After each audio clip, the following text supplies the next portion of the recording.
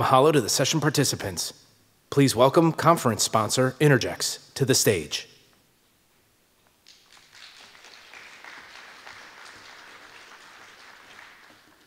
Hello. Is everybody still awake? So I first just want to start by introducing myself. I'm Colleen Drew-Schmidt, and I'm the Vice President of Corporate Relations for Innergex Renewable Energy. And to thank the organizers for this opportunity to share a story of one of our favorite projects. So Innergex Renewable Energy, if you're not familiar with us, is a Canadian-incubated global renewable energy developer, owner, operator. We've been active for over 3 decades, and we do our business based on the 3 Ps: people, planet, and profit. So making sure the projects we develop are successful in all of those legs of the stool. Our operations are active in 5 countries globally in renewable energy technologies, including hydro, solar, wind, geothermal, and storage. So I want to take you on a little journey this afternoon. And you might be wondering, what does this have to do with Hawaii? But I will come back to that at the end, so stay with me. We're going to go to British Columbia, Canada, to a community called Kanakabar.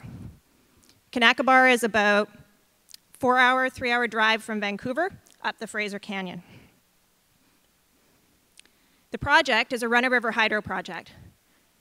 So this is a project that temporarily removes a portion of the water from the river, runs it through a turbine, generates its electricity, and all of the water is returned to the river. So there's no storage associated with these projects. All of the electricity from this project is sold into the provincial grid in BC Hydro, and our customer is the provincial utility. One of the things that makes Kayik Creek unique is that it's a project we developed in partnership with the Kanakabar Indian Band, which is the First Nation on whose territory the project is located on. Kanakabar was the original developer of this project, and I'll tell that story in a minute. They approached Innergex in the early 2000s, and together we developed the project through permitting, into construction, and we've been proudly operating it now for 5 years. So as I mentioned, Kanakabar was the original developer on this project. Back in 1978, which is a year before I was born, the community identified the hydro potential in their territory as a way to generate economic wealth. They worked for many years to share that idea within their community and build the local support for it. In the 1990s, Kanakabar did something unique in British Columbia. They applied for the water license from the Crown. And I unfortunately don't have time to do an in-depth history of Indigenous Crown relations in Canada, but suffice to say that that was pretty revolutionary, and it was challenging for them to take that step. The chief of the community will tell you that in the 1980s, 90s, at the time that they did that, the most common job that people had access to was being a waitress or a truck driver. Through the 90s, they measured the resource, and they worked with a couple of partners before they reached out to Innergex. As I mentioned, we got involved in the early 2000s, and together we took this project through its permitting and through construction. We're really proud that through the construction of this project, 40% of the employment was from the Indigenous community. Those jobs not only helped through the period of the project, but they've been capacity building, and those individuals now have been able to build on what they learned through the Kayik Creek construction and turn that into a few further employment opportunities.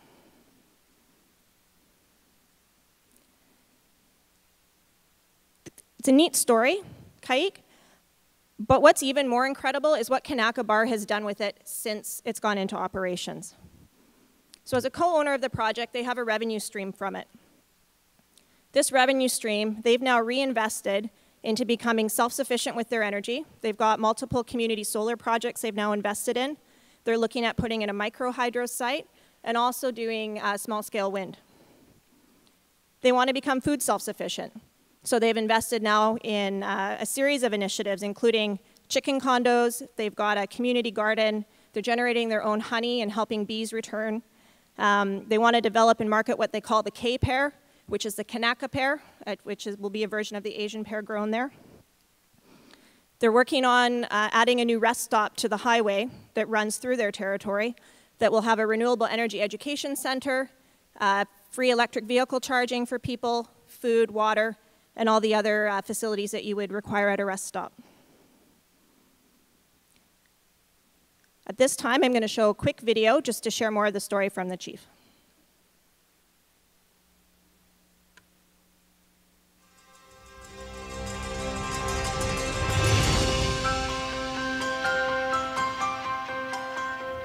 What Kanaka Bar is doing is not new. Our ancestors lived in harmony with the land for over 8,000 years. There were some basic principles. Take what you need, no more. If you're going to do something, do it right. If you take it in, take it out, and when you're finished, clean up after yourself. These are 4 principles that governed my land and resource use for 8,000 years. We're just doing it today in a modern way. So Kanaka Bar is embracing the renewable energy sector to prepare for an environment and economy of tomorrow. A run-of-the-river project does not extract from the land and resource. It just harnesses the power and then returns it. The sun, also a non-extraction based industry. Wind, same situation. So you have these 3 incredible modern day tools that are consistent with our old ways of using the land and resources sustainably. We develop on the platform of balancing people, planet, and profits, and so all 3 need to be taken into balance. People are seeing that not only is this the right energy form for the future because it's emission-free, reliable, cost-effective as we go forward, it also is a stable revenue stream that they can reinvest into other community infrastructure. So we're heading into an era where we're going to have a new relationship with our energy, and communities and Indigenous communities are at the forefront. Indigenous people across Canada have to realize they walk in 2 worlds now. One is the old ways, and the other one is these new ways. And there is a way to walk in both successfully. My mandate is to ensure, as chief of this community, what we call Kanaka Bar today, is that there is the same as, or if not more, opportunity for my future generations. We're making foundational changes across 4 areas: food, energy, employment, and financial self-sufficiency. What we're doing here is transferable to anywhere BC. It is not race-based. It is decision-based. The wind, the sun, the water, the land, and the people exist everywhere BC, everywhere Canada. I'm extremely charged up about renewable energy. We're at this pivot point or inflection point in how we utilize energy in our lives, and the future is renewable. What I'm hoping that what Kanaka Bar is doing will be embraced by other communities so that they can share the same benefits that we're reaping here today. Collectively, we are one humanity, and we can do this together.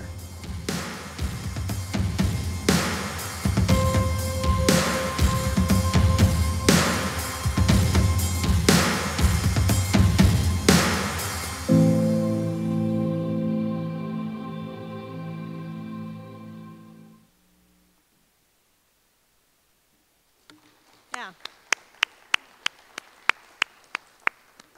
So it's a super inspiring story, and it's a project that we're all really proud to be a part of. And seeing how Kanaka Bar continues to develop and reinvest is always a surprise, because they're doing so much more than I think even we think possible sometimes, because the chief is always a step ahead of all of us.